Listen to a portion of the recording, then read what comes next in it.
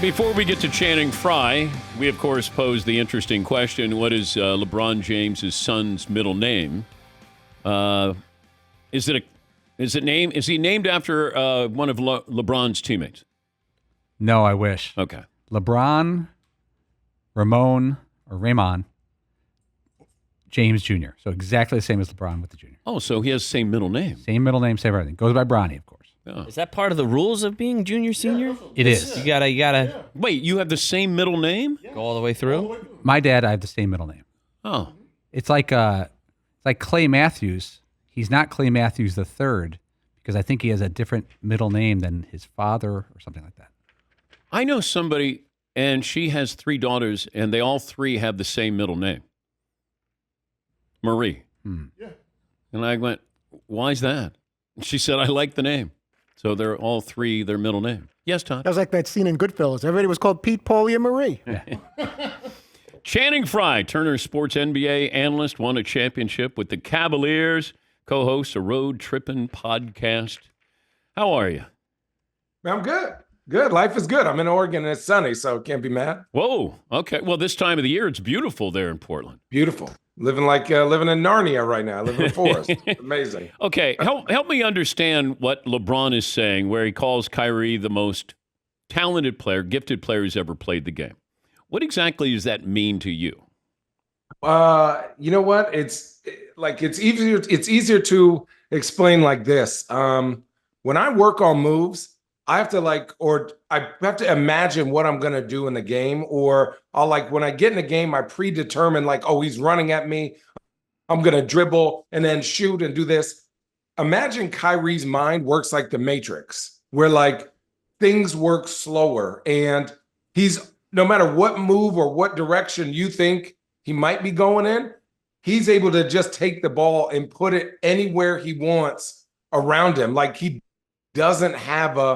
He almost doesn't have a scouting report. You just have to be better than him.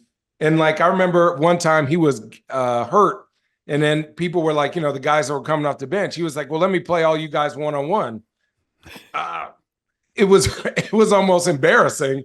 I said, guys, this is I don't play defense in the first place. You got me out here getting roasted by Kyrie for 5 minutes straight. For what? This doesn't helping him. But he just even jab steps.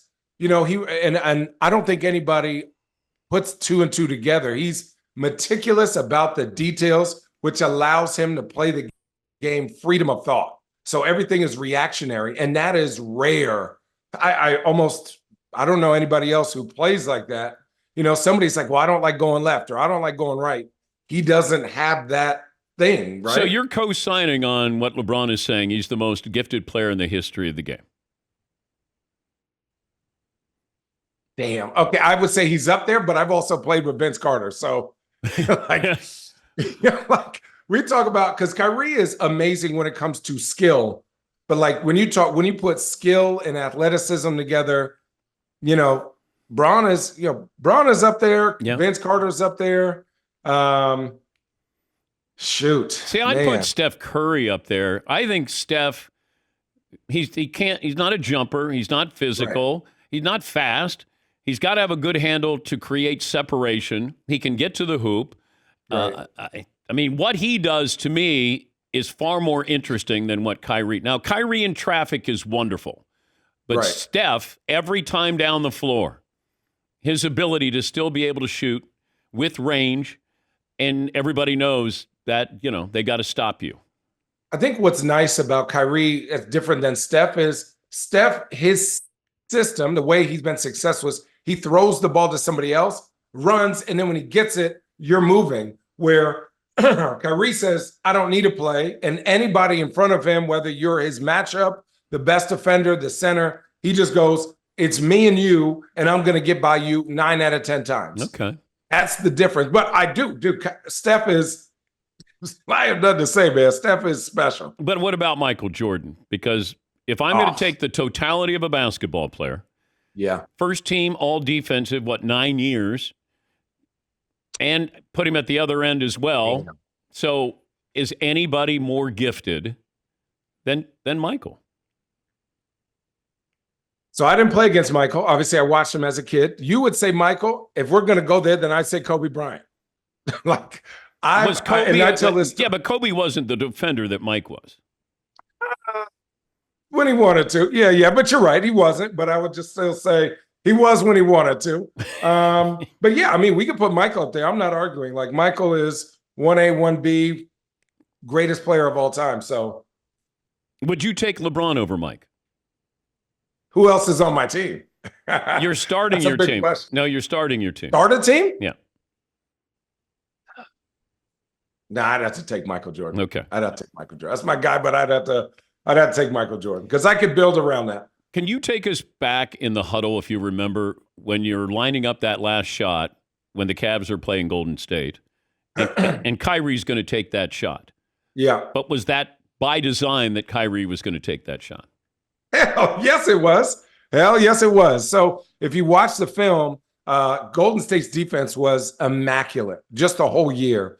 And when Bogut got hurt, they played that smaller lineup a lot more. So they switched 2 through 5. So they switched with Clay, Andre, Sean Livingston, and Draymond Green. With Kyrie and Steph, when Steph was guarding J.R. Smith, he showed and get back. So on that last play, Klay Thompson is guarding Kyrie.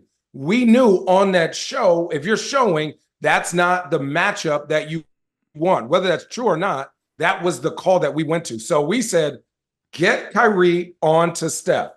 Get Steph to guard Kyrie. Klay Thompson messed up, much like Jaden McDaniels messed up when he let Gobert guard Luka. Klay should have ran and stayed on Steph or stayed on Kyrie. When they switched, you saw Richard was on that slot position at the 3. When he cut through, it left that whole right side of the court open.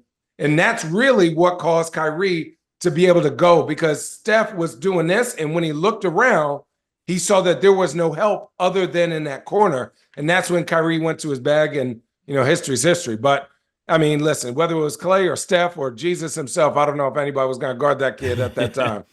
Channing Frye, co-host a Road Trippin' podcast. We have a bet. In fact, we just made the bet. I'm taking Bronny James to be drafted in the first round. Oh, dang, that's a good bet. I heard you talking about this. Pie to the face is at stake here. Is he going in the first round? Does San Antonio have a pick in the first round? Oh, you're saying San Antonio could be the landing spot? If that was my son, I would want him to go to San Antonio. If that was my son, and he was that famous, why? Number one, the system.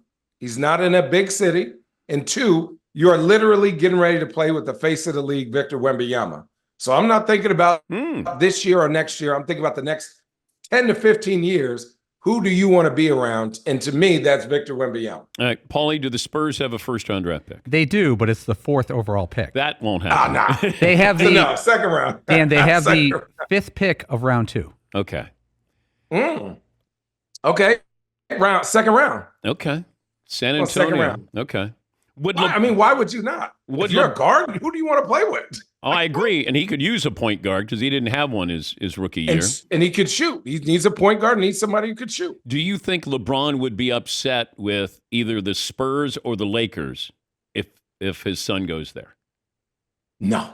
I just think, dude, at the end of the day, he's a dad. Like, he wants his son in the league. Like, if his son is good enough to play in the league and he's in the league, he's won. He's done his job as a dad. He set him up for success. Right? Would you rather guard Doncic or Joker?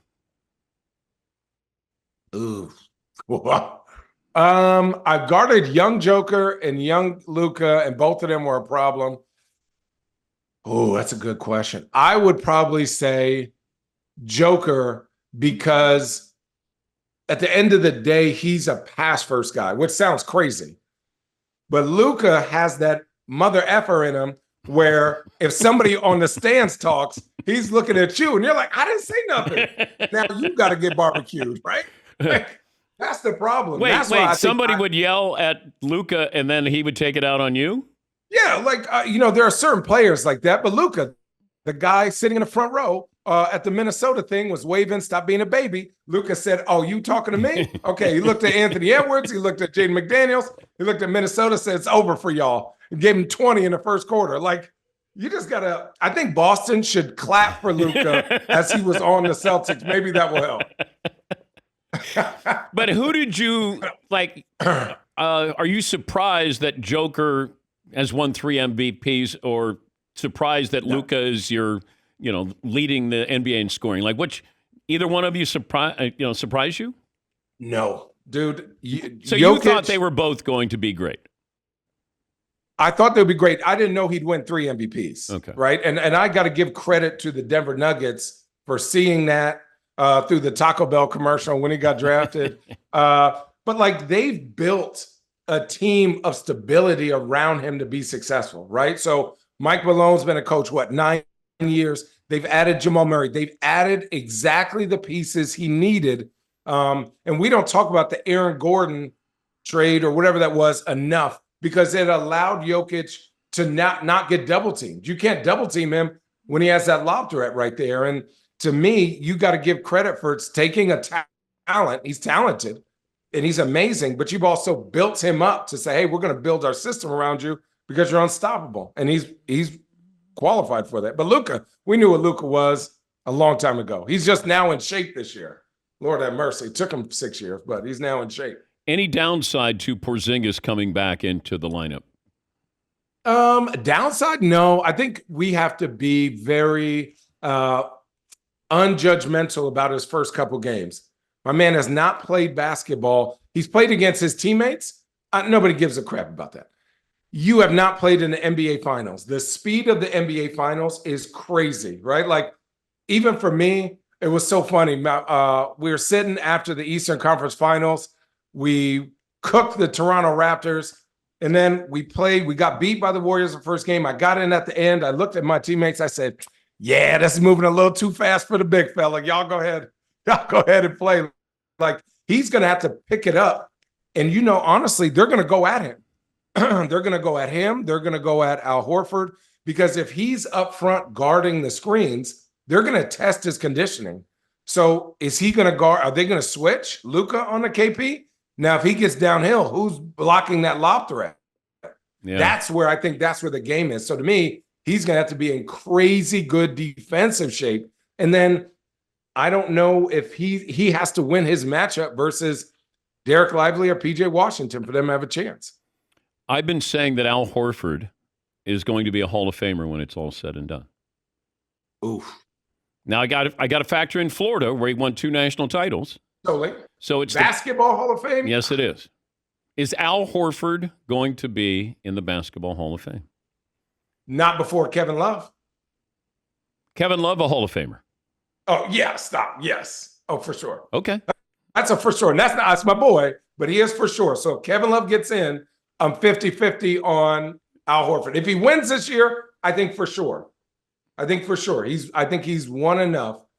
But if he doesn't win ever, I would say no. But Al is great. Al's been a winner his whole career. Now, I think Kevin Love and Al Horford both have been an All-Star 5 times. Yeah, but one of them has a championship. One of them was the second best power forward for 3 years in the NBA. That's a little different. It's a little different. Okay. Al Horford's never been like, oh, is he better than, remember Kevin in Minnesota was like, wow, is he better than Tim Duncan and Dirk Nowitzki? Like, I don't know if we've ever talked about Al Horford that way. No, we haven't. But I think, didn't Kevin Love have a 30-30 game? Yeah. Didn't he do a 30 points, 30 rebounds in a game in Minnesota? I think he did, which is disgusting. I don't know if I had 30 rebounds in a month. He had one in one game. Yeah.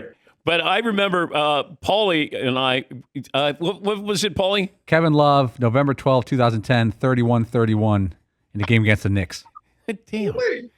Will we ever see somebody get 31 That's like a team rebound. That's what the Pacers rebounded last game. Yeah, but Luka had a 60-20 game. Scoring is very different than rebounding. Rebounding the basketball back in 2007, when there was a true center. 2010. Huh? 2010. 2010 still. We still played a true center, a power forward, a big 3 guard, a pretty big 2 guard, and a medium-sized point guard. Like, he's battling in there with, remember, offensive rebounds was a thing. So, like, you're in there at that time. Like, for 30 is crazy. He had 15 rebounds in the third quarter. Half of his rebounds were that many shots? I was going to say, you got to play a team that it's not, the Knicks weren't good. So that helps. Oh, they were trash. Yeah, they were rubbish. Good luck with the podcast. Great to catch up Thanks, with you man. again. Appreciate it. Thanks for joining us.